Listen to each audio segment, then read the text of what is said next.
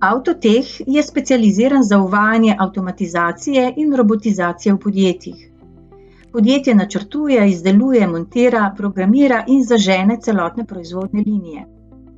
Ponuja različne aplikacije, kot so poliranje, varjenje, paletiranje, kar pomeni, da v podjetju zagotovijo čim več opravil, ki jih opravijo roboti. Poskrbijo za avtomatsko menjavo palet in zabojnikov, samodejno zlaganje in transportne trakove. Razvili so tudi storitev AutoTab, ki naročniku zagotavlja vzdrževanje na daljavo. Med lanskimi večjimi projekti je bila avtomatizacija mariborske livarne.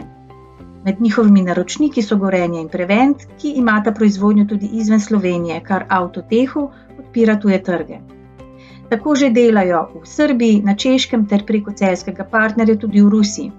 V Bosni pa imajo svoje podjetje.